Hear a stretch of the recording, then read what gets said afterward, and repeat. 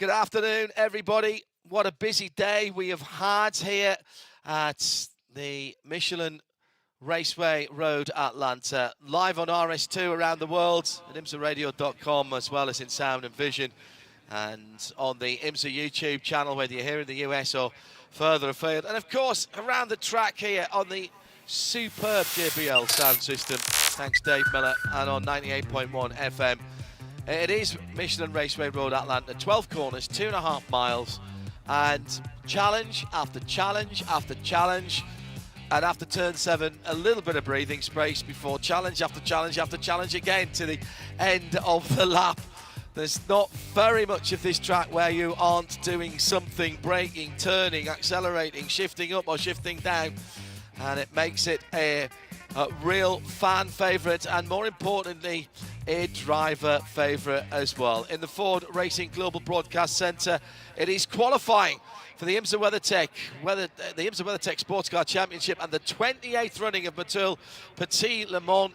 I am sitting roughly where I was in 1998 when I first came here to call this race for the first time of asking, and delighted to say that Peter Mackay and Ryan Marine join me, John Hindhaugh, in the Ford Racing Global Broadcast Centre. In the pit lane, we have our tallest member of the team. He acts a bit like a lightning rod, but also it means we get really great reception from that little aerial on the top of his head. Good afternoon to our junior counterparty on pit road on the opposite side of the track, with nigh perfect conditions here. Sun's been out all day, but it's not actually too warm with 3 minutes to go to the green flag.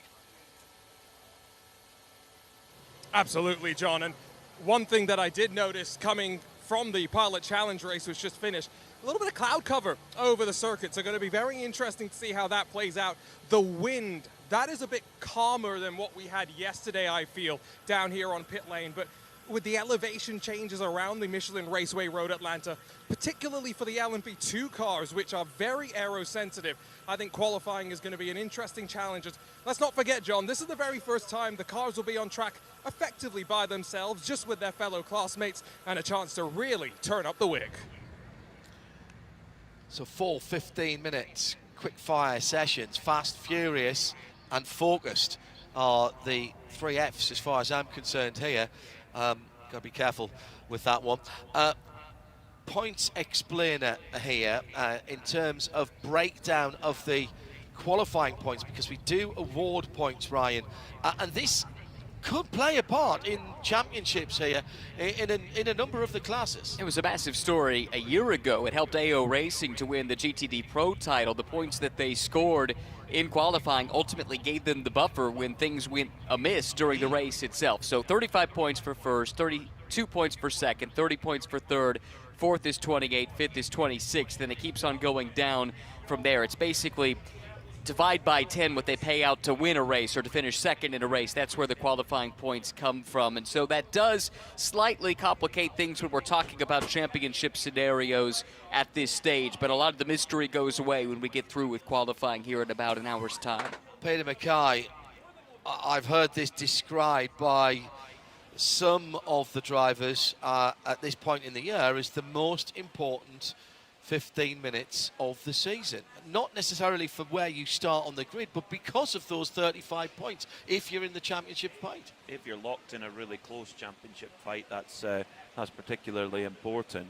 You look at the GTD Pro class, that is where it's very, very tight indeed, because we have Corvette number 3 leading by 18 points from the number 81 Dragon Speed Ferrari. So that is where qualifying points could make a big difference. In the GTD class, this is Windward's championship to lose. They're nearly there, and in fact a pole position would make tomorrow's job even more comfortable than it already is. So they actually can drive fairly free this weekend. Sport of Russell Ward earlier in the week up at Sheppers at the Apex Catering, where pretty much all the paddock gathers at meal times as the green flag is out and the first 15 minutes countdown clock starts to run.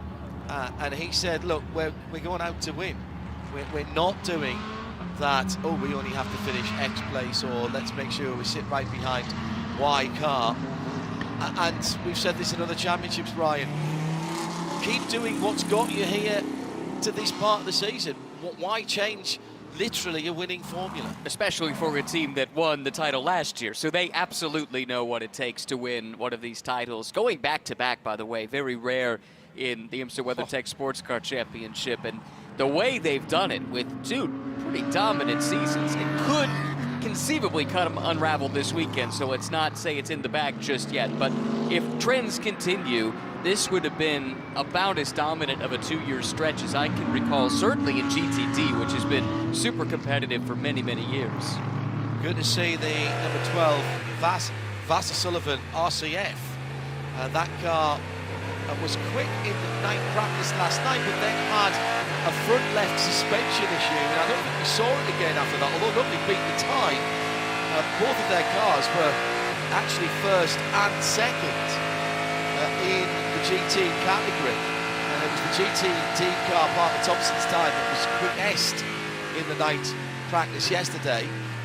A word of warning, all of these cars with the green backgrounds to their numbers are GTDs. That means a specific makeup of the driver combination. You can't have a full pro driver lineup. We've also got the Bronze Cup here as well, which came into this weekend as tight as it could be, and there is a Le Mans entry up for grabs in 2026 there. Yeah, the Truman Aiken Award, it's the Aiken Award as far as GTD goes, and there are 2 full season entrants that are battling for that. Ori Fidani, who won the award a year ago, trying to go back-to-back, and then Brendan Iribe, who won it the year prior to that.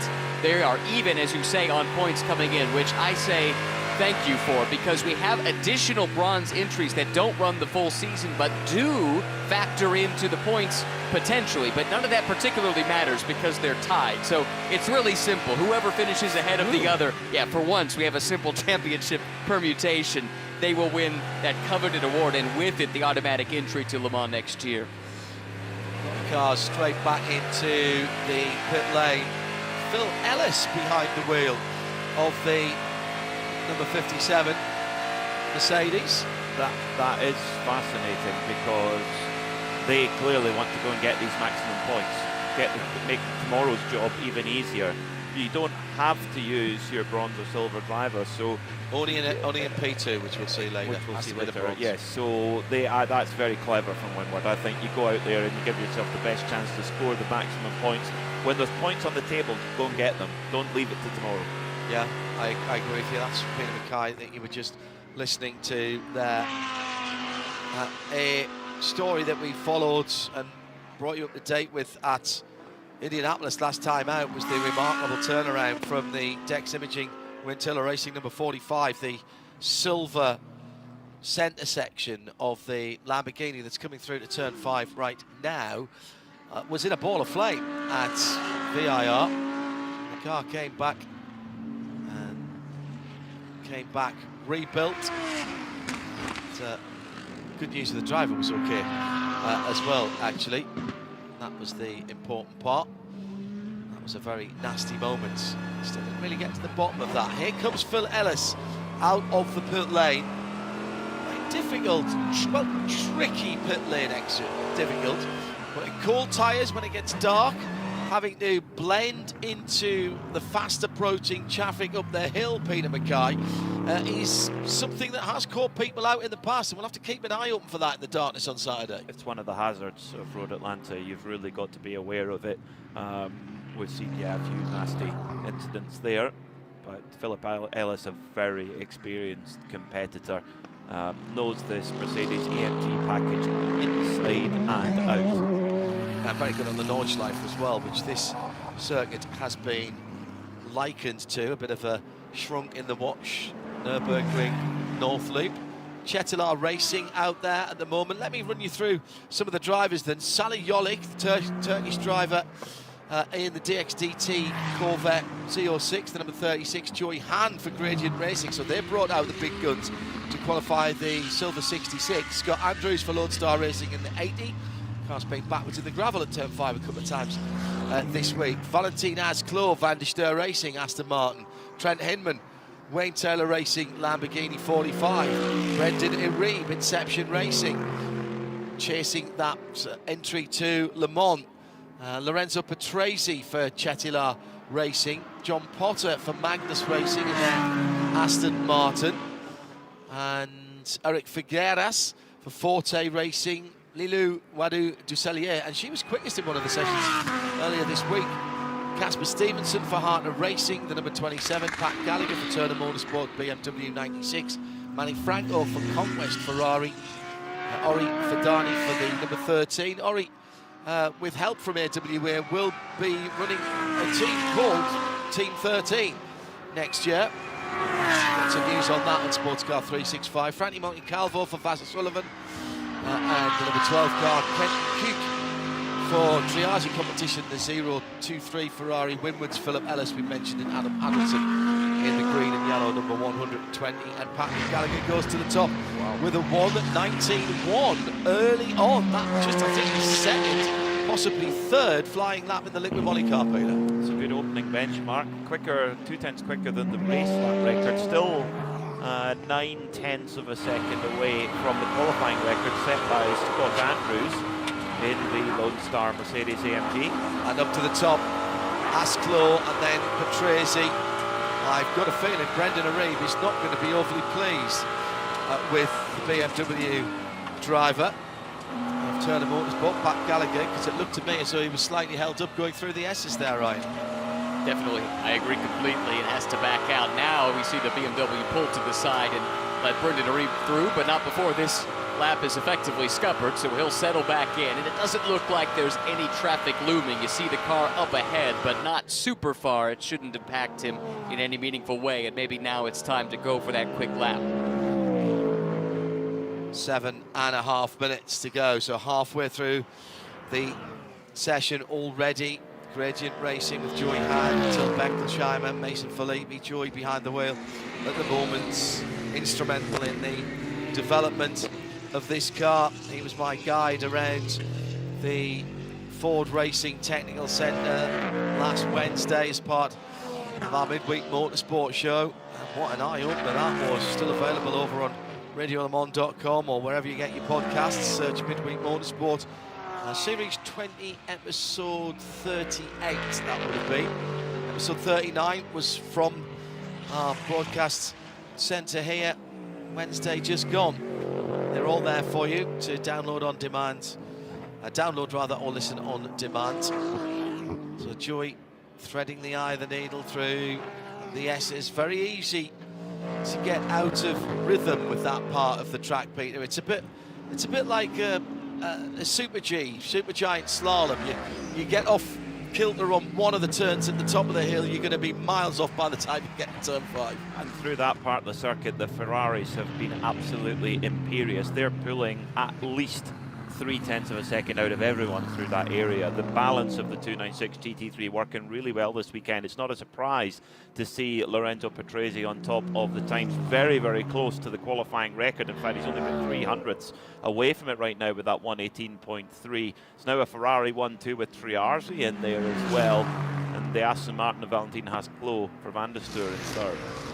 Coming down to 10A, that distinctive VDSR car with the stripes across it, almost as if it was a new model being disguised, which of course a couple of seasons ago it was. We had the brand new body style for the Vantage in the Michelin Pilot Challenge being run by Rebel Rock Racing. I actually had somebody say to me, I can't wait to see that new Aston. I said, you already have. What do you mean? It was a Daytona. No, it wasn't. I said, yeah, it was racing. It just had the camouflage on it. And it was running in that black and white camouflage. Here's Philip Ellis, Winward Racing coming to the line. Look to our right. There he goes, crosses the line now. Goes up to 4th place. Ferrari, Aston, AMG, Ferrari, Aston. Make that Ferrari, Aston, AMG. Scott Andrews goes to 5th position. The gaps, though, a bit bigger than we thought between 1st and 2nd. Lorenzo Patrese's put a real mark in the sand with an 18.3, Peter. 3/10 ahead of everybody else, and then it's fractions after that. Quite an impressive performance so far from the teenager, Lorenzo Patrese, son of Ricardo, who drove with the Martini Lancia team, many others in the United States, and of course in the Formula 1 World Championship as well. So he's making his own mark here in the WeatherTech SportsCar Championship. Quite a lap, 1:18.3, and to be 3/10 clear in this context and how close we've seen the times all week, very, very impressive from Lorenzo Patrese for Cetilar Ferrari. Agostini is Riccardo Agostini in second. Triarsi competition just 3/10 back. As I say that, it's 0.043 back to Valentin Asclot. Very personable young man. He's joined us in the Ford Racing Global Broadcast Centre a couple of times for our WEC coverage, of which of course we will finish at Bahrain at the Sakhir circuit in a few weeks' time. Be on site for that to bring you live free coverage exclusively on the Producer Unlimited network of channels.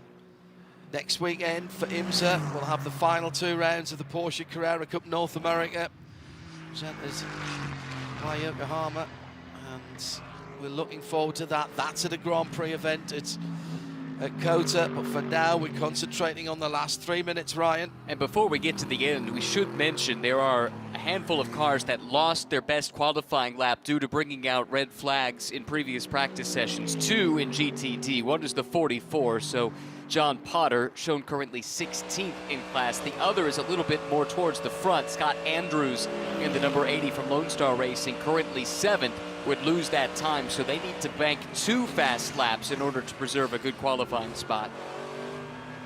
So Patrese still leading. Agostini trims the lead to 2, just under 3/10 now, 0.289. That stretches his gap back to Valentin Asclot and the Aston to all of 0.085 of a second. The improvement was to an 18.605, 1 minute 18.605 for Riccardo Agostini. Ferrari's looking really, really strong, as has been the case all the way through practice. Philip Ellis trying to extract lap time from that AMG, but it's not coming. No. 5th place at the moment with 2 minutes 10. He's probably going to have one more run in this. Yeah, maybe 2. He backed out of that coming through. He was way over the curbs at the top of the hill, unsettled the car completely. Right-hand side, Michelin's off the ground, and you're going to hear, even from the onboard microphone, the car slamming back onto the ground and grounding out. He'll maybe try and clean off his tyres and go again. He's on the back straight at the moment, and that was a big armful of very rapid correcting opposite lock that he needed. Meantime, the 0.23 Ferrari currently in 8th position. Kenton, Cook, Triazi. Kenton with an odd season because he's had to change teams partway through the season. He's been fairly philosophical about it. The Corvette racing team decided to change tack and left him without a drive. He's been picked up by Triazi, and that's kept his championship challenge going. It has. He's really mathematically out of the picture coming in. He could finish as high as 2nd depending on how things go, but it's been a strange week for Kenton. Just coming down some stairs, he sprained his left ankle, so he's had to right foot brake this weekend for the first time since he was racing an MX-5 Cup. He said it's taken a little while to get used to it, but he's still been pretty quick. He's been very quick. He's been in the top 2 through Sector 1 and Sector 2 throughout the free practice sessions, making the most of that Ferrari package. I guess there's not many big braking zones in those 2 sectors. Oh, a big moment there for Kenton Cook coming through turn 4, the rear of the car just snapping around, looking quite nervous actually. It's a roller coaster ride round Michelin Raceway Road Atlanta, quite violent over the bumps too.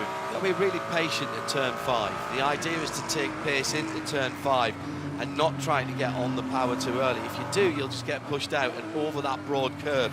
You can ride some of it, and some people even like to take a bit of the tarmac, which is one of the alternative circuit layouts here. It's still Patrese. He's in the pits. The top 6 are in the pits. Chetelaar, Triazi, Van der Ster, AF Corsa, Winward, Harper Racing, Kenton Cook on a lap at the moment that is not improving him or his position. Who else is still out there? Eric Filgueras, Frankie Montecalvo, Manny Franco. How's Manny doing?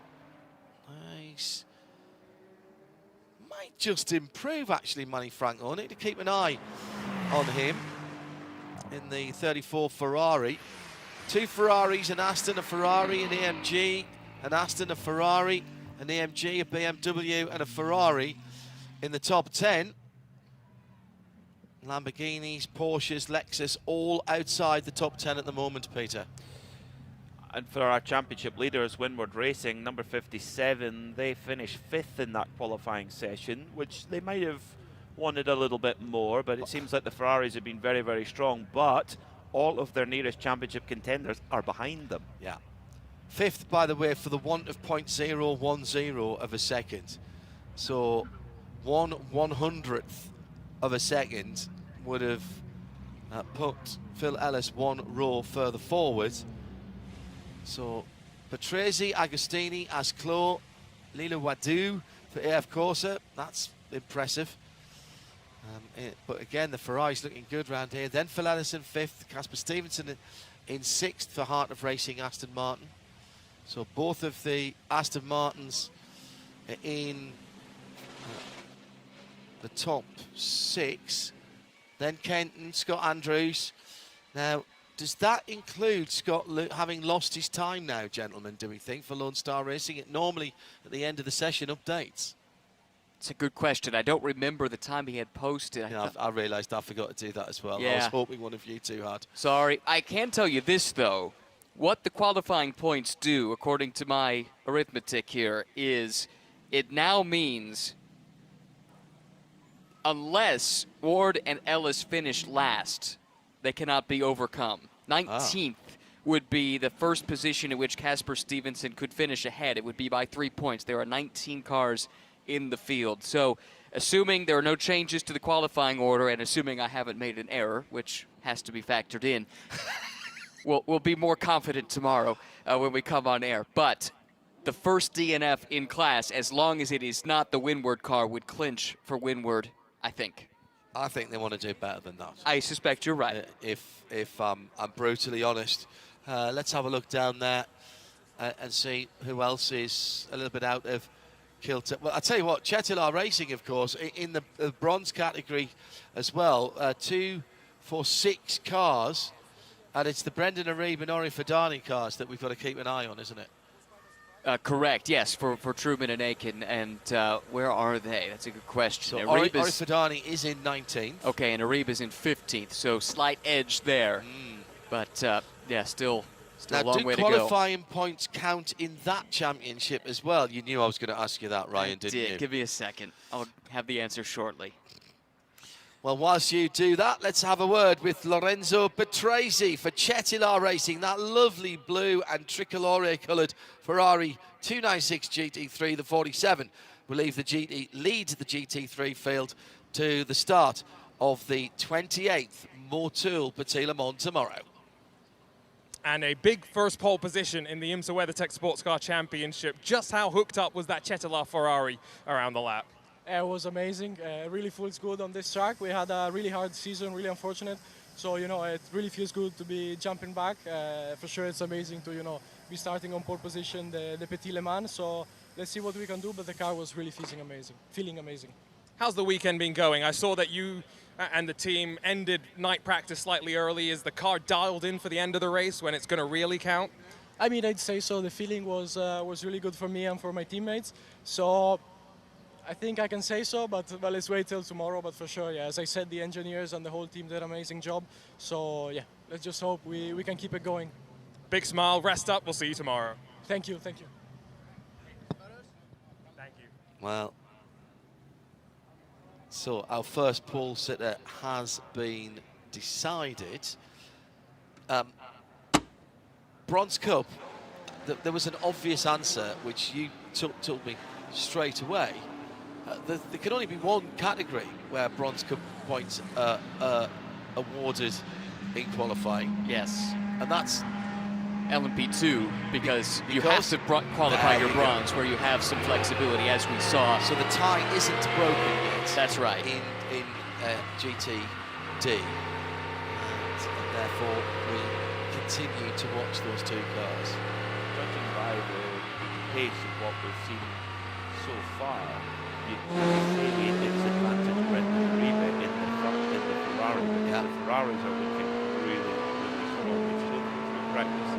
That's carried forward into qualifying. We'll see in the race. I mean, sometimes Tillmans is fierce, but then you've got to get to the end of it. No mistakes, of course. So, but in terms of absolute raw speed in the package underneath them, it seems that Brendan and Reba, the Inception Ferrari squad, have the edge over the AWA Corvette team. But that's the form book on paper, but we don't race on paper, we race on tarmac.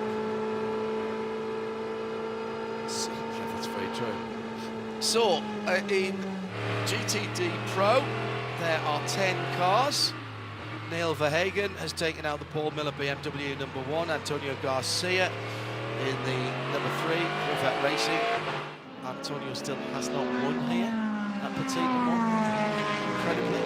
Nicky Katzberg for Corvette Racing #4, Andrea Caldarelli for Pfaff Motorsports Lamborghini, Aaron Tielitz for Vassar Sullivan's Lexus #14, Dan Harper, the Northern Irishman, for Paul Miller Racing, BMW #48, Seb Prio for Ford Multimatic Motorsport in the 64, Fred Vervish in Ford Multimatic Motorsport Mustang GT3 #65, Lorin Heinrich for AO Racing's Porsche #77, both the AO cars in slightly Halloween themed liveries this weekend, and both Rexy the Dinosaur and Spike the Dragon are in skeleton form this weekend, and Albert Costa in the Dragon Speed #81. Those are your qualifying drivers. Fred Vervish does an out and in lap, possibly having just scrubbed in some tyres on the Mustang GT3 #65. Rolex Daytona winners, of course. Big qualifying session for the #3 Corvette team, and indeed the #81 Dragon Speed Ferrari team. A new program this year, single car effort from scratch, and they're in the fight for the championship. They've had more pole positions than anybody across the season. Can they make it a 5th? They certainly have got the package underneath them, but they have had some technical gremlins that they've been grappling with throughout the week. Hopefully they'll have got those sorted out, and we'll see a straight fight between, I mean, I'm not going to say David and Goliath, I don't think that's fair, but to see a single car independent team go up against the mighty Corvettes that have had so much success here over the years, I think it's quite a story. Yeah, I don't disagree with any of that, Peter. You make a very good point indeed. It is the #3 Corvette that leads the championship, as we mentioned earlier on. What a run it's been by that Ferrari team to keep them in the fight. The car, the livery on the car, based on Evel Knievel's leathers, Grand Canyon jump sort of era. Looks great. Patriotic for an American team, that's for sure, which ironically their one win of the season was in Canada at Canadian Tire Motorsport Park, but they'll take them wherever they get them as they come through to start a flying lap now with the V6 hurrying away in the middle of the Ferrari 296. Sun comes back out from behind the scant cloud covering that we have this afternoon. What a beautiful way to finish off Fast Friday. Racing tomorrow, remember, put the time aside, check the details if you're outside of the US. We are racing at noon, coverage starting well before that with our Michelin countdown to green. 10 hours now straight through, not 1,000 miles, all 10 hours. This 10 hours time certain race. Sirius XM206 here in the States, RS2 around the world.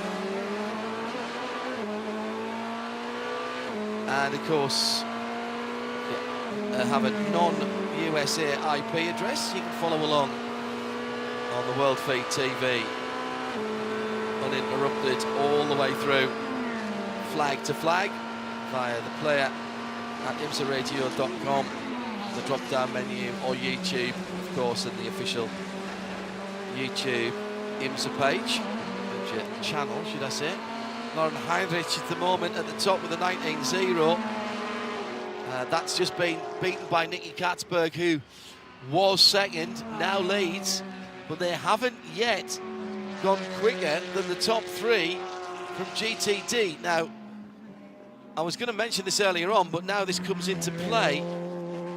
All of the GTD Pro cars will line up tomorrow at the start of the Motul Petit Le Mans and in any subsequent restart ahead of all of the GTDs. And this would not be the first time this season, Ryan, that we had seen in qualifying trim and potentially in race trim as well, that some of the GTD teams, particularly with the pro drivers on, are as quick, if not quicker, than the GTD pros. The machinery's the same. We have seen it several times where GTD has actually had the quicker time in qualifying, but still has to start by regulation behind GTD Pro and stay there or get shuffled back there on any subsequent restart. And I will say, a common thread talking to GT drivers throughout this weekend, especially in GTD specifically, is some real concern about restarts. Here in particular, where it's the first half of the lap is so tight and twisty. Right, and especially as we get late in the going, if we have a late restart and tempers are starting to flare, it could get, well, it typically does get interesting at the end of Motul Petit Le Mans, but this year in particular with that rule change. The thing is, if you're at the front of the GTD field, likely you'll be in one of the cars that's got good pace this weekend. And therefore, if you're at the back of the GTD Pro field, you're maybe in one of the cars that's not got the pace this weekend. So that, sometimes it doesn't even need there to be the difference in driver grading. Actually, you could be a good silver graded driver in a GTD car getting held up by a full platinum ahead of you who's just not got the package underneath them to fight. Well, look at Russell Ward at Road America earlier this year. Qualified ahead of everybody, raced through the field, and then had problems getting through the GTD Pro field. I think that put them off strategy. I think they decided to go off strategy, and that actually started their problems in that race.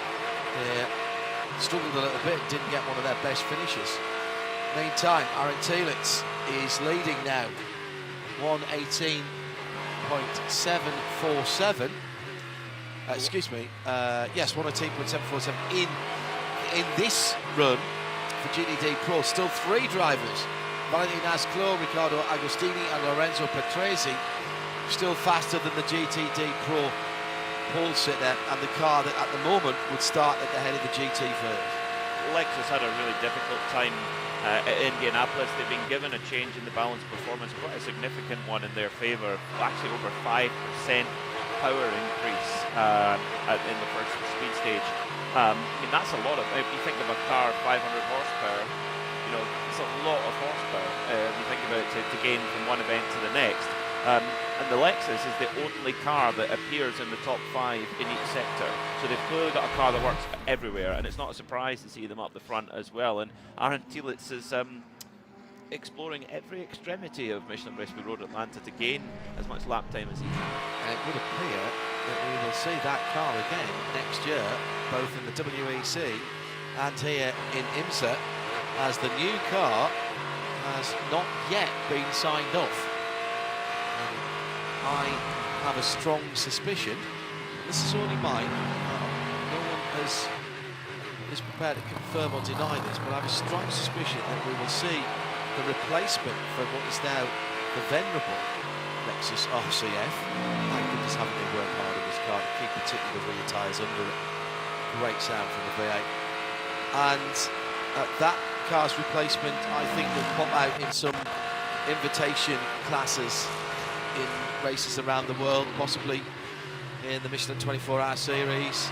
I think certainly at the Nürburgring, possibly even at the Nürburgring 24 hours, running in what they call SPX for non-homologated cars. That's what the Rittenhouse used to do, of course. Took pole position there as well.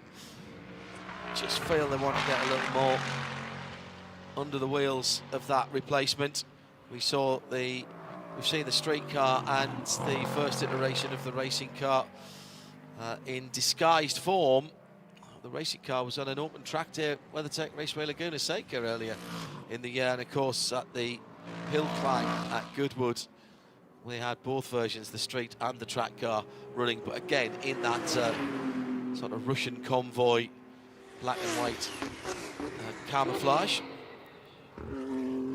BMW's fortunes, what does that hold for Paul Miller Racing? Just one entry for next year so far, and not yet confirmed as a BMW.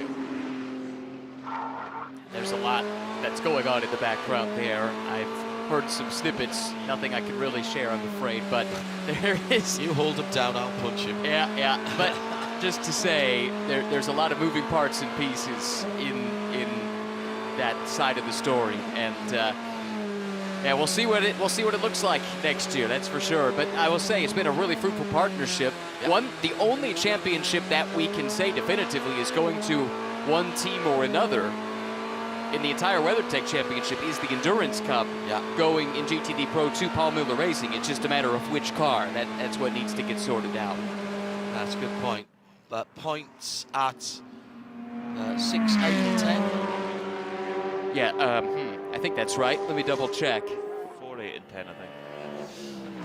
The GTD Pro Endurance Cup entering Petit Le Mans, the #1 car, Neil Verhagen, Madison Snow, Conor De Filippi are 4 points to the good ahead of Dan Harper, Max Hesse, with the 77 Porsche of Klaus Bachler and Lauren Heinrich 10 points back.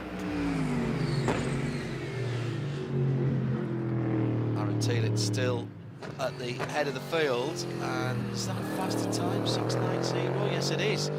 Goes ahead of Katzberg with the 747. Look how tight that is, though, Pete. They're particularly behind the leader. Well, Katzberg's trying to find some time here, and he's personal best in Sector 1. So Nicky Katzberg in car number 4 for Corvette Racing. If he can keep this up, he will be looking to take pole position. Although for Corvette Racing, it's the wrong car. Really, they need a new car to be putting together that time. Frederick Verbisch in the 65 Ford has improved on the last lap, a 119.4, but still sitting 9th in class at the moment. The only good news for Garcia and Sims, who are going for the title in the 3 car, and we know how close this is. The points are remarkably close in GTD Pro. Costa is behind them and actually will lose his fastest lap. This is another one of the cars that brought out a red flag earlier in the session. And quickly to answer your question, 4, 8, and 10 are where the Endurance Cup points are paid. Costa goes up to there it is. 3rd place, 18.763. But we'll lose that time. So that'll put him back down to where he was, which was 5th, I think, if I remember rightly. I did take a note of that as soon as or at least I did make a mental note of that. Thielert, Katzberg, Costa, Heinrich, so Lexus, Corvette, Chevrolet, I should say, Ferrari, Porsche, BMW, 5 manufacturers in the top 5, PMAC. Dan Harper coming to the line, though. This could be a very strong time as he comes through in the 48 BMW. Pole position for Dan Harper provisionally then. What a lap time, 1:18.672. Still not as quick as either Riccardo Agostini or Lorenzo Patrese, though. Isn't that amazing? I just wonder if that sun coming out, gentlemen, has just heated the track surface a tiny little bit.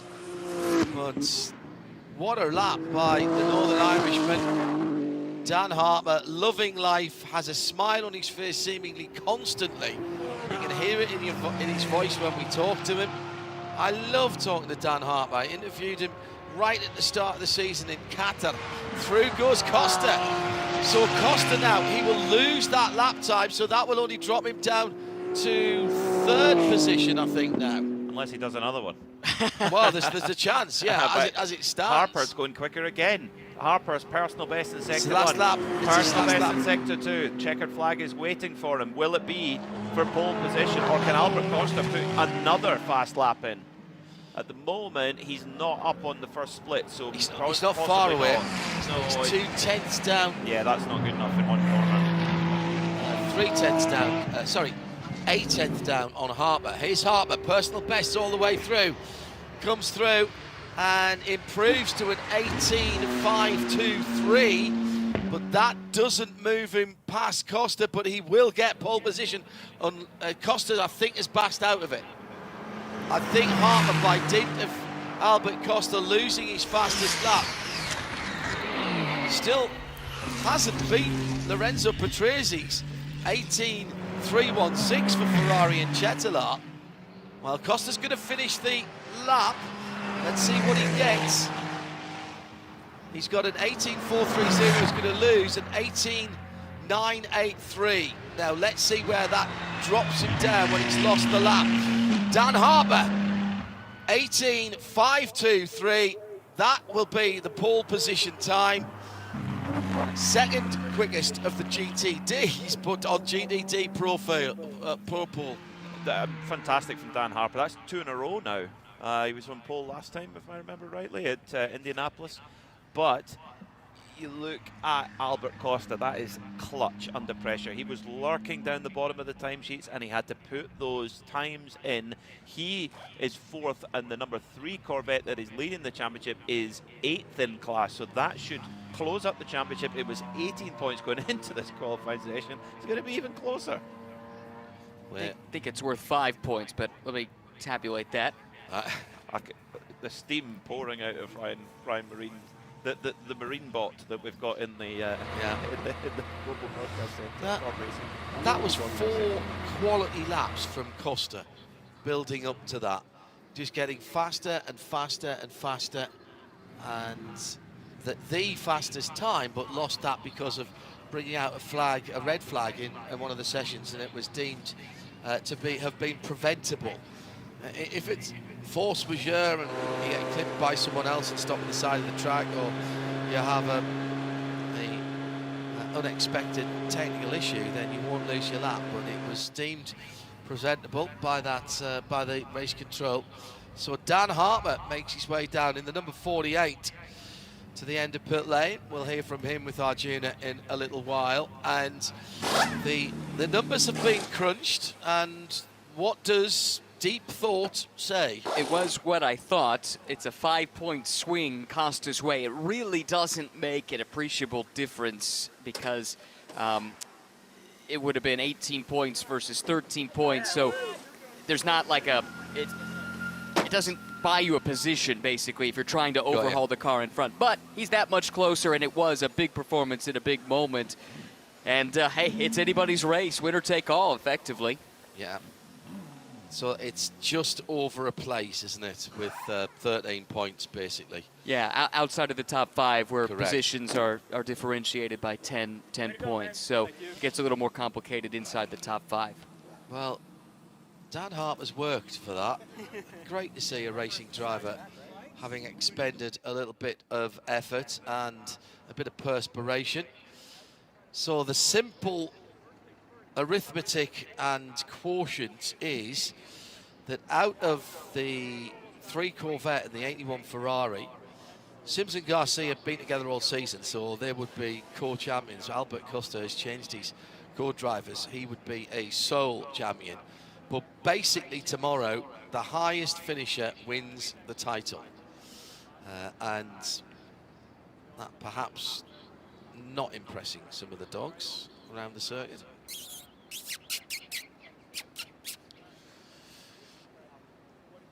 So we wait to hear from Dan Harper. He will sound and look very happy and smiley, because he always does. As I said, I spoke to him in Qatar just before he was getting ready to do his prototype test. And then after he'd done his prototype test, and you would have thought there would have been appreciable difference, wouldn't you? But no, he was just happy and smiley both times. Very distinctive Northern Ireland accent, and just loving life. Came up through the BMW Junior program, Peter, as we're about to get LMP2 underway. He and Max Hesse know each other very, very well. They did. They lived together for many years, along with Neil Verhagen, and the three of them, lived at the Nürburgring, learned their craft there, and what a school it's been. Let's hear from Dan Harper, pole position in GTD Pro, 118.523. He'll be excited. I wonder if he's a little disappointed he didn't beat Patresi's time in the Ferrari. Arjuna Kankapati, we'll find out. Back-to-back pole positions, and Dan, the booth was saying that you looked a little bit expended, like you had to put some energy out there. How hard did you have to push to grab this pole? Yeah, it was maximum, especially through like the S's, turn 3 especially. There's quite a big bump through 3, which has sort of been our tricky point, but I knew for one lap if I sent it, it would stick. At least took a chance, and it did. So no, very happy. It was a really good lap. The car was absolutely mega. So big thanks to the Paul Miller boys, and a great way to end the end of the year with 2 poles back to back. So I mean, the main job is tomorrow night. So. But how important is this pole for tomorrow night? Because obviously it's a long 10-hour race. There's lots of points to be awarded in the Endurance Cup, but I feel like track position, staying at the front when the traffic's coming through, should be key. Yeah, I mean, it'll be our first time racing here for Max and I. Obviously, we have Connor with us, which is good to have that experience from Petit Le Mans.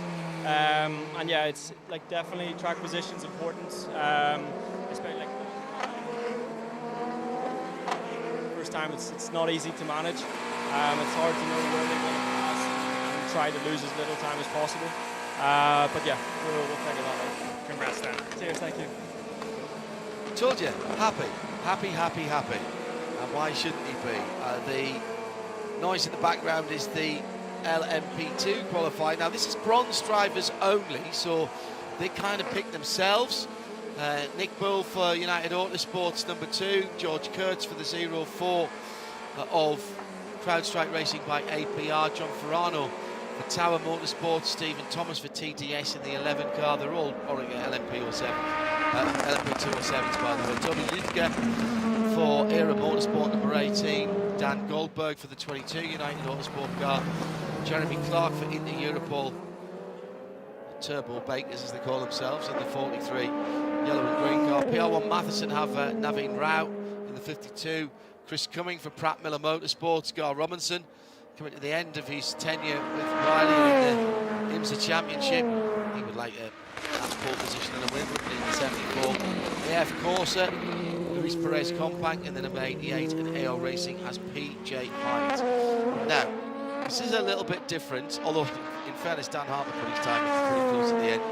This normally, if we get a good session, Peter Mackay, this is last driver across the line takes pole position, isn't it? They just get quicker and quicker and quicker. Yeah, it can be, and this year it's been all about PJ Hyatt in the number 99 AO Racing machine with 3 poles on the season, but it's going to be difficult for him because he is one of the drivers who will lose his fastest lap. Now that doesn't mean, of course, that he can't be on pole. He just needs to set 2 times that are better than the nearest competitor.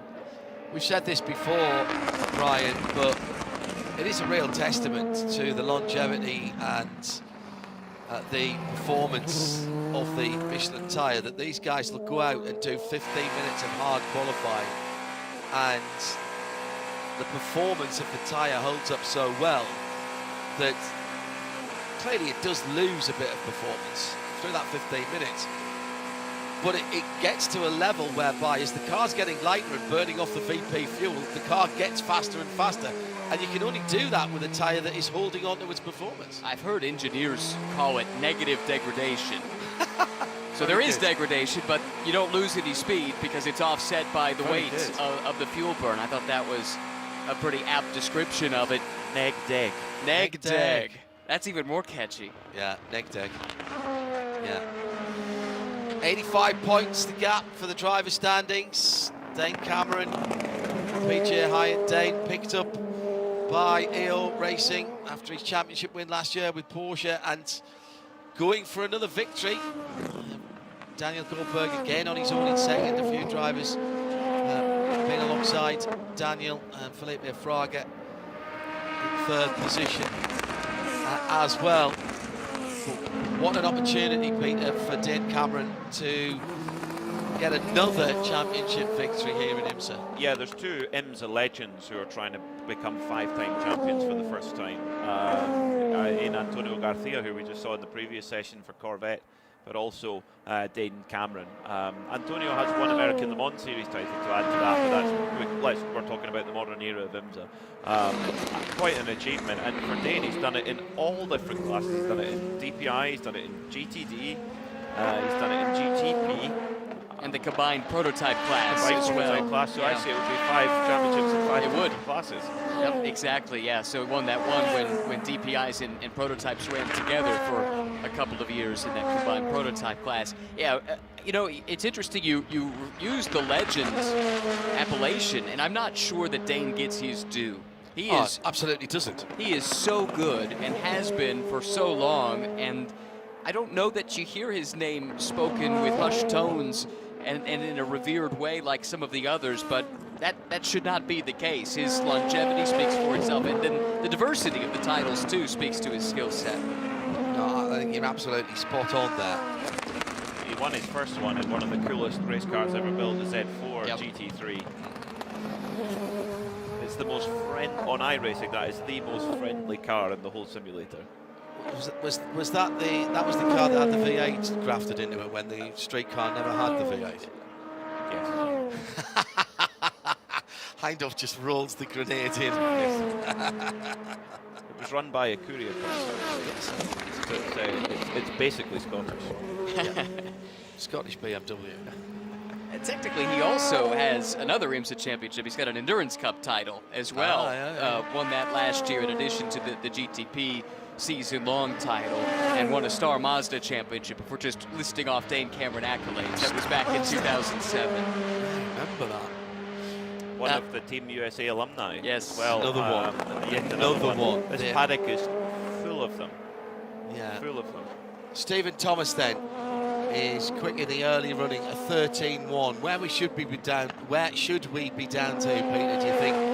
These are the bronze drivers, of course, so we're not looking at lap record pace necessarily, but this qualifying setup as mandate has been around for a while. The thing is, though, that we're not really going to be going for qualifying records until the rule set changes in P2, because there's two reasons for that.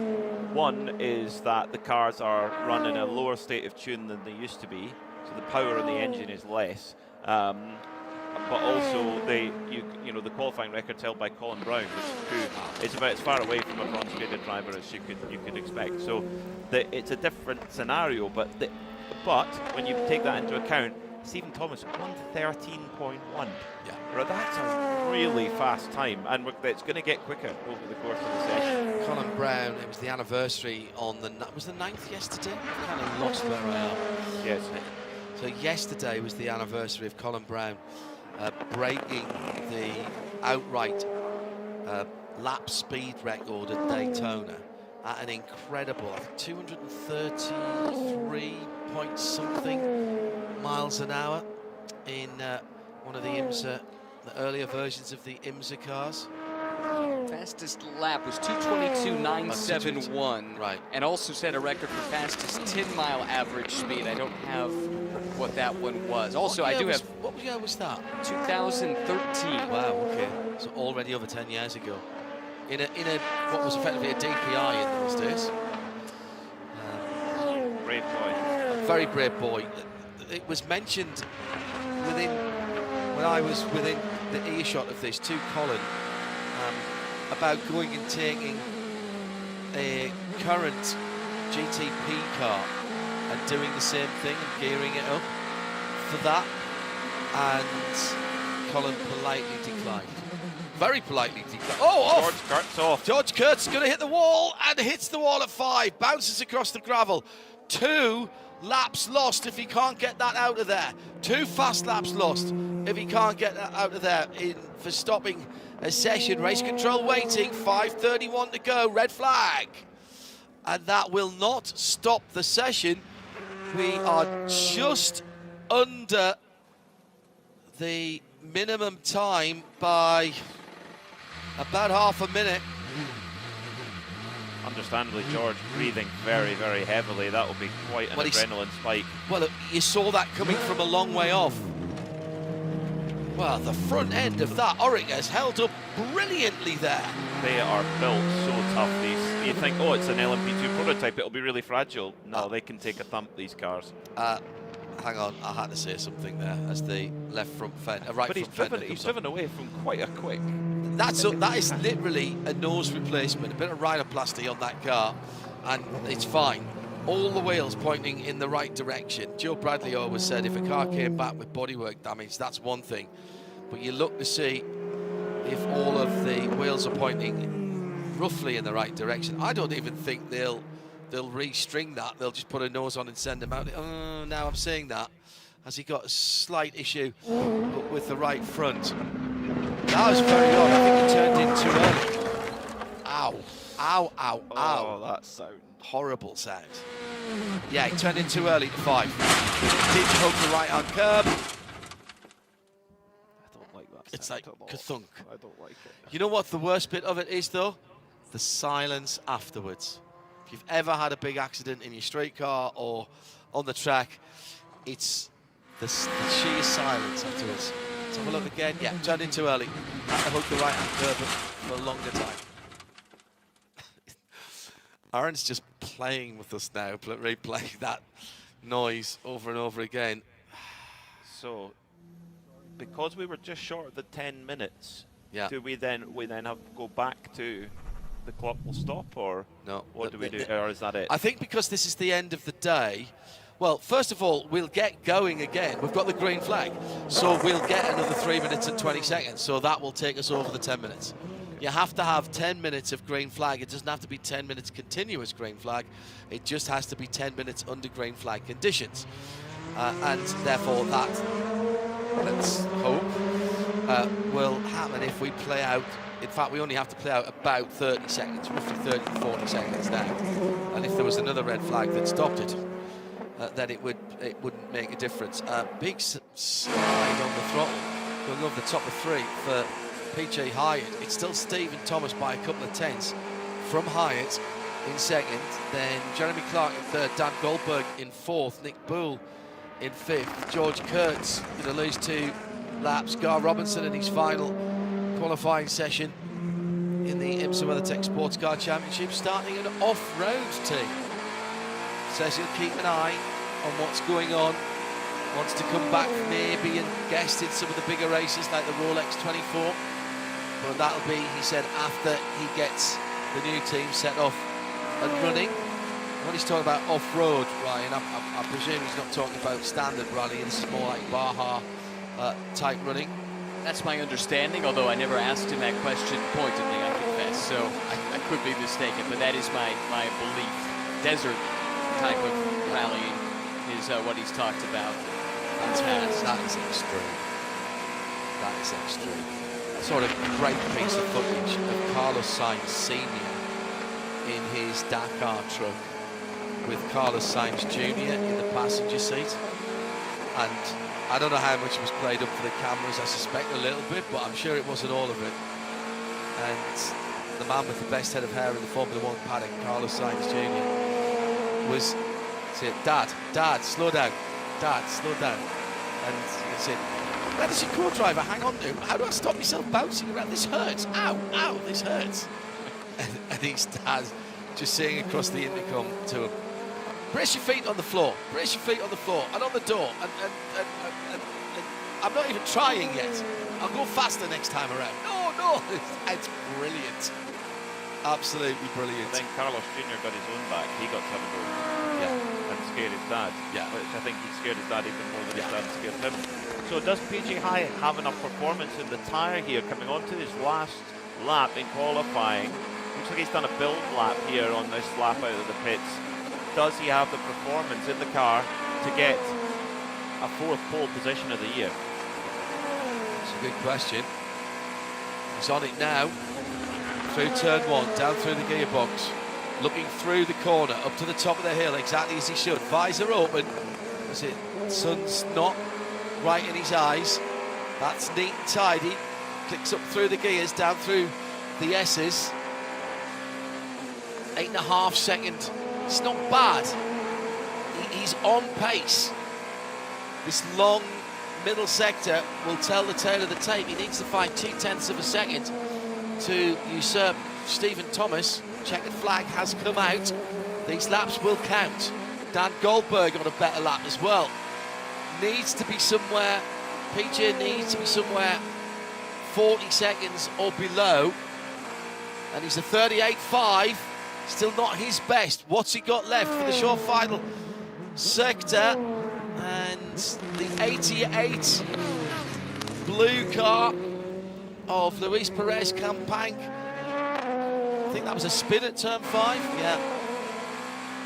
So here is PJ coming down the hill, wrestling with the Cosworth steering wheel. Crosses the line. Not quite. It was his own best last sector. Dan Goldberg did improve, and he goes up to 4th, ahead of Nick Bull. That's important for championship points as well. Goldberg had to do that, had to dig deep there. Still behind Hyatt, but minimises the damage. Well, and Hyatt also minimized his damage. Remember, he was going to lose his fastest lap and kind of back that one up there with a pretty good second lap. So yeah. I think that's what's dropped him down to 3rd. Correct. As it runs. Goldberg so close. That's who he needed to be ahead of to inch a little bit closer in the title fight. It was 85 points coming in, but he'll actually lose 1 point here in qualifying. How did Luis Perez Campagne spin coming through the exit of 5 and not end up in the gravel? Slightly impeding John Ferrano, who had to lift off and go around the outside of him there at 5. So Stephen Thomas from Jeremy Clark, TDS from Inter Europol, 0.2 between them. Then PJ with 2 good laps because he knew he was losing one. So AO Racing and Spike the Skeletal Dragon. With United Autosport's Dan Goldberg on row 2. Row 3 will be Nick Bull and Gar Robinson, United and Riley.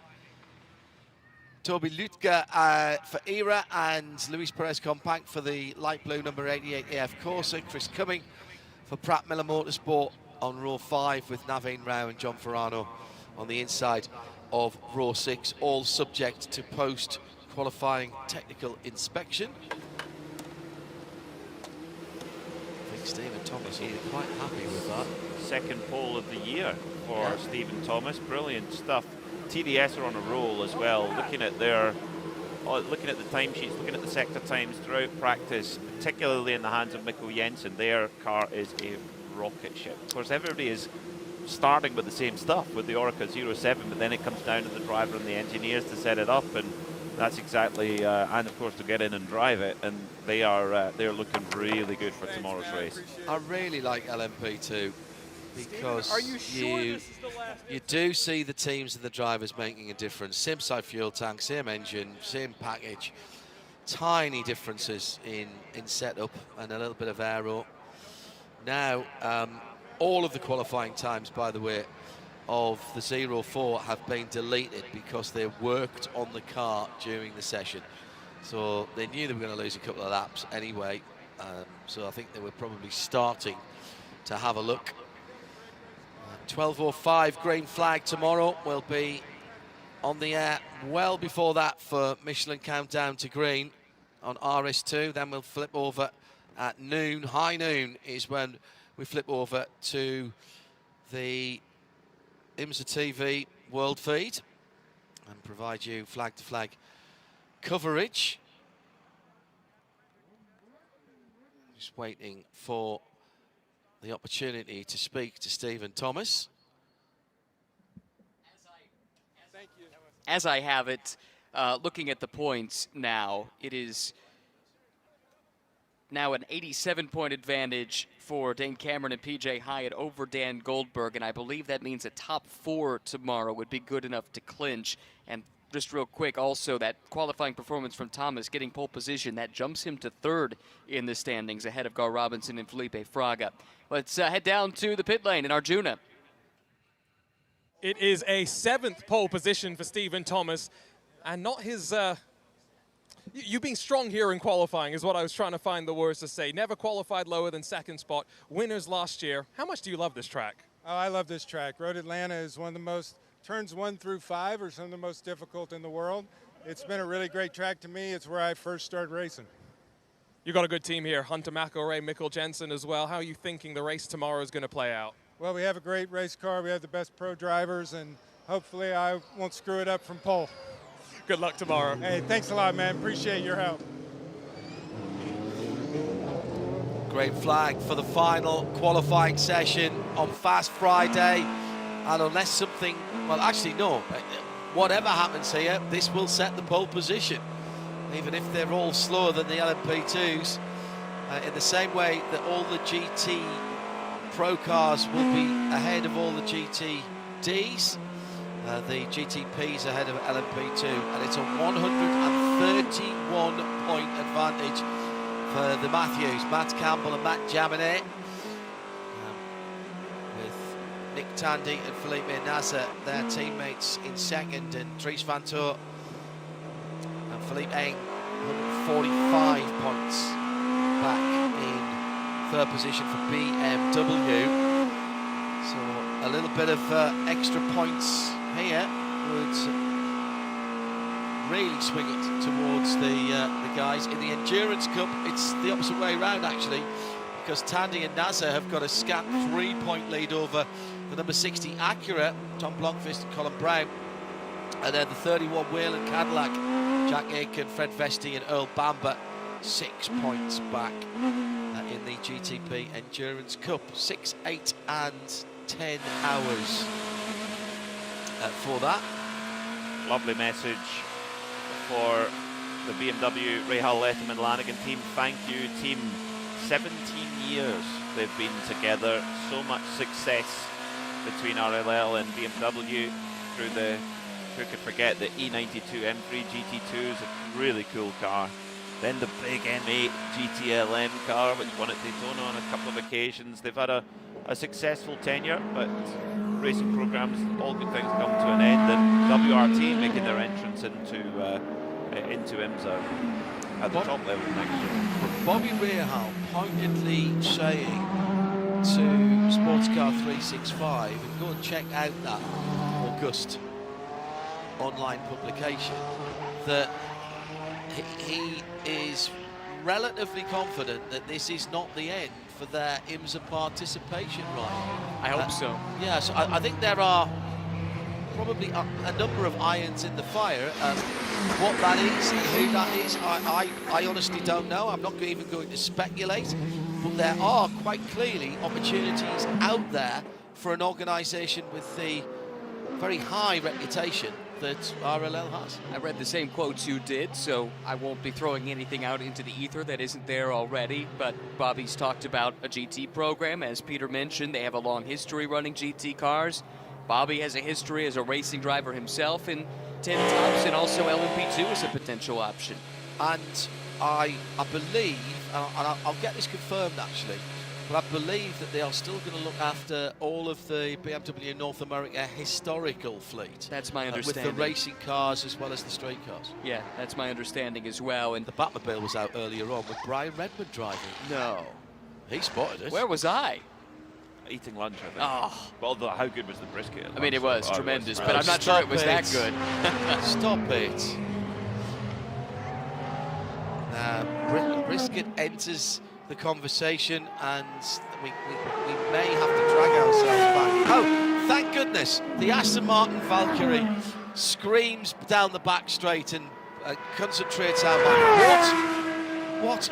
I feel bad talking over it. It's a bit like trying to do the talk over of the introduction to Papo's and Rolling Stone. You just really don't need to do it. But what a season these guys have had. It's culminated in them topping the timesheets yesterday evening. It's been really impressive. That's been the culmination of all of that season's work, and where they really seem to be making the lap times in the third sector, where it shows a lot of straight line performance. So that V12 is really singing. But I think also the difference in stability durability the car visibly has. I mean, Yes. even if, in total layman's terms, the car just looks so much more planted than it did at the start of the year. Part of that was the start of the year was at Sebring, and That nothing doesn't looks help. terribly planted there. True. But that car in particular was all over the place. I think they were the first to admit that, and they've dialed it in, and across the board, it's just been a market improvement one race week into the next. The comment from Ian James last night at the end of the nighttime practice really made me sit up and take notice. The World Endurance Championship team was testing at a circuit in France yesterday, he said. I suspect that was Paul Ricard. I didn't check it up, but I suspect that is where it was. But it matters not. That's not what's important. What's important is what Ian said. Ian said, we found some improvements in changes to some of the electrical module settings, the control settings, is basically what he's talking about. We then duplicated that onto this IMSA car, the number 23, and found a performance upgrade. It's all one team, he said. And that to me, Peter, was incredible, because we aren't looking at a privately funded racing team here. And they are working at a level that really, and this is no disrespect, yes, they're getting lots of technical help from Aston Martin and Aston Martin Racing. They're not working at the level of a Porsche Penske Racing or a Wayne Taylor Racing Cadillac or anything like that. And they've just plugged away all season. And little nuggets like that comes out. I don't know whether Ian meant to say that or whether he realises how much that has pinged our interest. Well, it would be interesting to know which circuit it is, because if it was somewhere like Paul Ricard and it's something that's worked at a circuit like this, which is very, very different to Paul Ricard, that means that it's a change that should work everywhere. Yeah. If they were testing it somewhere like Dijon, you might think, is it something that's quite specific? Should you test a car like that in Dijon? Pretty cool. Paul Arnos. You certainly feel it in your neck in a car like that from the last Motul corner at Petit Dijon. Potentially. I don't know how. I don't know if you're allowed to test actually. I I genuinely don't know. The times are still quite away. Yeah, that's why Yeah. we're not talking about what's going on the track to you, viewer and listener. What do we expect to see, Peter? We've had some quick times this week. This time of the day might be just a little bit off for what we saw earlier in the week. Well, I think that the qualifying record is set by Jack Aitken in the Whelen Engineering Cadillac, 109.639. Oh well, we just had a 109.858, so that's come down pretty quickly. By one of the fastest one-lap drivers in the world, Tom Blomqvist. He is an absolute superstar when it comes to dragging lap time out of a car and putting it right on the edge when it matters, and he's done that lots of times in these Meyershank Acuras of different specs. But for me, my prediction for Pole, I'm going to boldly say it, I think you can't really look past the 31 of Jack Aitken, because that car has been really strong. With the qualifying record? The qualifying record, well, we're only 2/10 off it, so why not? But my prediction here is Jack Aitken for pole, because he's been so strong all week. 14-3. Ryan? You want me to make a prediction? I want to know what you were sharing there. This is like being in a script. We were talking about in the dark of night at the Rolex 24. I was doing a Brembo ad read, and Jack Aitken did something particularly spectacular, and I called him Jack Brembo. And Nick Damon has never let me away with it since. So it's kind of stuck, and nor has Ryan. And actually, Jack seems to like the comparison. And someone did an AI superhero outfit with Jack and the Brembo. Yeah. So Jack Brembo, no one can stop Jack Brembo. Jack Brembo rides again. Yes. Yeah. Jack Brembo stops the world. It's a huge thing on the RREC group, apparently. Hello to the RREC group, and whilst we're getting towards the end of this IMSA season, still WEC to come, of course, and a brand new race in Sebring in early December. Looking forward to another circuit. I think I'm getting up towards 130 now. Thank you to the RREC group for your support and your helpful contributions. Constructive criticism where it's been sent in as well. Thank you to you all for that. The love your enthusiasm, and we know that you are evangelical about sport. And yeah, Jack Brembo with the grey. It's fantastic. But it's, we need to come up with a name for Tom Blomqvist, because he is, in turn 1 alone, he is 2/10 quicker than everybody. That's remarkable. Absolutely remarkable. Very good. Here comes Aitken to the line though. Can he improve though? Can he go on to provisional pole looking for 109.627? Nope, does not improve. But we are now in a new qualifying lap record. Tom Blomqvist, 109.628. That is a new record here at Michelin Raceway Road, Atlanta. GTP continues to raise the bar. The times that these cars are putting in now, with half the tyre, half the power, and probably considerably less than half the budget that the big 900 horsepower LMP once had, and these times are extraordinary. Can't turn these cars up. There's nothing to turn up. So the lap times that we get here, and you have to run, by the way, on. You've got to run on 100% fuel as well, don't you? You have to fill it up before you go out. Yeah. Watch Yellowly looking strong, I would say, right now. This could be a very good lap from Nick Yellowly. Watch the 93 Acura. Have not had enough laps in this car with that electrical sensor problem that was sending total and utter garbage to the pit wall and the car was okay. Here comes Nick to the line. Yellowly goes through with a 109.999, not quicker than his 908. Went away. Yeah. Went away in that last sector. At the moment, Tom Blomqvist has the best sector times for sectors 1 and 2. 3 minutes to go. Yellowly maybe will be able to gather his thoughts. Philippe Albuquerque in the mostly chrome blue Dex Imaging number 10 Wayne Taylor Cadillac. Through to turn 10B now. That car colour is absolutely incredible. That faded into black at the back really suits the car. Now I think that was a warm-up lap, if you will, because going through turn 1 now, the car hitting the ground as he goes through turn 1. Philippe Albuquerque then, let's keep an eye on his times. His best. 3/10 away though from what Tom Blomqvist can do. Tom Blomqvist is absolutely nailing that first sector. Off for the 24 BMW, Dries Vanthoor. Well, Blomqvist was quickest in that first sector through all 3 practice sessions as well. So he, whether it's a line or whether it's a system thing with the car or whatever it is, he has got an edge over everyone. He is pulling, I mean, he's 2/10 quicker than Jack Aitken just in sector 1 alone, and the gap between them is 2/10. So that first corner basically is the difference between Blomqvist being on pole and Aitken being on pole. And Aitken's into the pit, so he's made me a liar. I predicted him so boldly.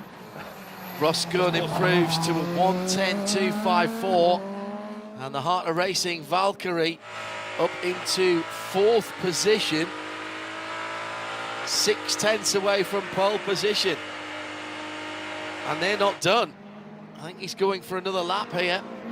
It's Acura, Cadillac, Acura, Porsche, Aston Martin Valkyrie, Porsche, Lamborghini, Roman Grosjean into the pit lane. Then Cadillac, the 2 BMWs, Cadillac and the 85. Max Esterton, welcome Max Esterton. Another Team USA alumni making his debut in the 963. 7/10 of a second off Felipe Nasser. Yeah. One of the best drivers this championship's ever seen. And then, yes, it comes out the factory with equal machinery, but there are nowhere near as many engineers on that independent JDC car as there are on the Porsche Penske Motorsport. Big, huge well done to Max Esterton.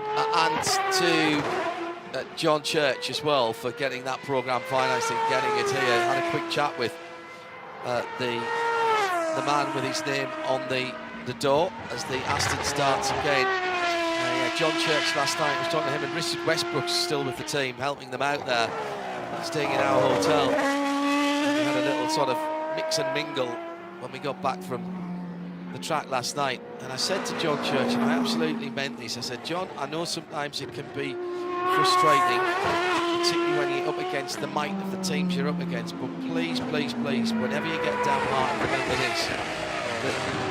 The fans out there absolutely live and breathe for you privateer teams. And as the checkered flag comes out, and when you have a good day, or when you have a bad day, you're a fan favourite with that bright yellow 85. And this sport was built on privateers. There's always a place for the John Churches of this world, I think, in these paddocks. I sure hope so. And think of Porsche's heritage too, the 956 and the 962, running in privateer hands for so many years. Fastest of anybody in the final sector, Ross Gunn with a 24.3, but doesn't improve. So that Aston from just after the kink, halfway down the back straight to the finish line, that's pace in a straight line. That is pace in a straight line from the V12. BMW still to come to the line. Sheldon von der Linde, is he going to improve, Peter? Let's have a look. I don't think so. No, it's not a good qualifying session for BMW. They really needed the points. You know, the number 24 car sitting in third, 145 points from the lead. They needed pole. They needed Dries van Tor to pull that out, but they're a long way off there, down in ninth. And it's not just it's not really the position on the grid per se, it's the points you get from qualifying. They'll be disappointed with that. Top 8 within 0.6 of a second, certainly under 0.7 of a second, on a 1 minute, what, 1 minute 10-ish lap, 109.9, 109.6. New qualifying records for Acura. And there was a media mingle last night with Acura and MSR. Had a chat with David Salter, the man at the head of the motorsport program here in the US for HRC. The tall Englishman, always good to have a chat with him. And they are very, very happy indeed with how this program is going. Maybe haven't quite had the run this year, Peter, that they were hoping for. Well, they've got some results out of there. A win at Watkins Glen, which is one of the big races you want to win. Win at Detroit as well, and in looking in a good position here. Certainly on 1 lap speed, they've got a quick car, but I really hope that onboard video of Blomqvist's lap is released, because I want to see how he took 2 tenths out of everybody in sector 1. I just don't know how you do that. In turn 1. Yeah, that's black magic. Yeah. The interesting thing that David Salter told me was about the project on the number 93 Acura, which is obviously still under the MSR auspices, but in terms of engineering and tactics and strategy, it's HRC personnel, hence it's in the HRC colours. And he says they've learned so much this year, and it's been a really interesting project for them, to the point where it kind of sounded to me as if that was going to continue into next season.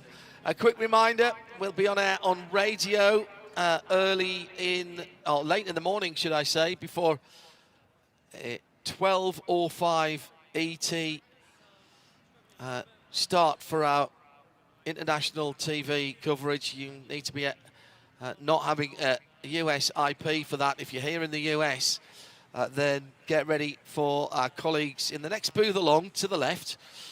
They've got the big corner office because they're telly. But we've got the fun people. They have got good snacks, though. In fairness, they have got very good snacks. They do. I was trying to blend in and have some of them earlier. Yeah.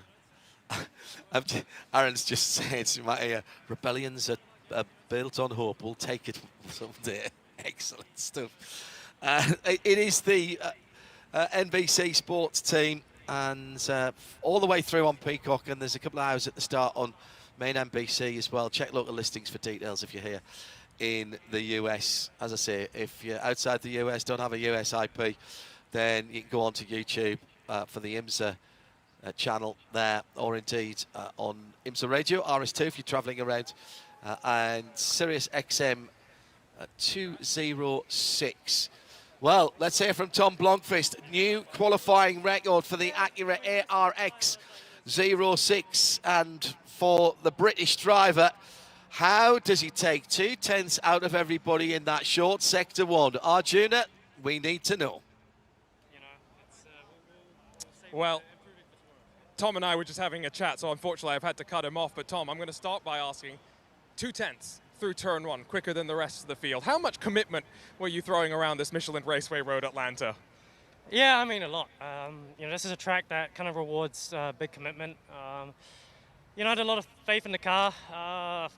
Yeah, we had a good test a few weeks back here, and I enjoy this place. I mean, I've lost. Well, actually, no, that was 22. But yeah, we've done well here in the past. I enjoyed driving the track, and I really love qualifying situations when the weight comes out the car and you got new tires, you got a nice clean track, no traffic, and you can really just push to the maximum. So yeah, I enjoy that. I feel like I kind of thrive in it. But yeah, my car was great. For sure, still little things we can work on. Tomorrow's where the big bucks are won, let's say. So yeah, still a lot of work to do ahead of us, but.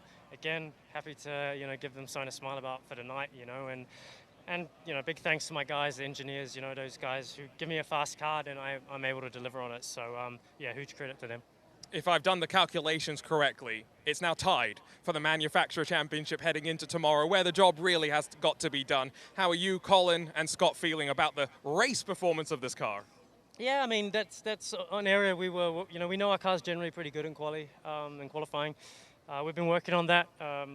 This race is tricky as well because you go through, you go from the daytime and into the night, where arguably, the night is extremely important.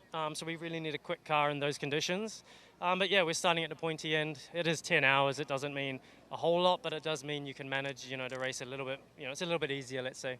Congrats, Tom. And John, the Meyer-Shank crew have let the fans come and sign the front of the car today. And so not just Meyer-Shank and the number 60 on pole position, but all their fans as well. That's a smashing thing to do. Real sense of community from that team. That's about it from Fast Friday. Very quickly, a big happy birthday to Roger Vincent, who is one of our hard-working production crew up at Concord. Many happy returns, Roger. Hope you're having a good night out tonight. From the FUB Racing Global Broadcast Centre, Ryan, Peter, myself, John Hindhoff, Arjuna down in the pit lane. Thanks to Aaron, who's been keeping us on the straight and narrow for the most part. Tim Gray, our executive producer, back in London. Back tomorrow for the 28th running of Motul Petit Le Mans at Michelin Raceway, Road Atlanta.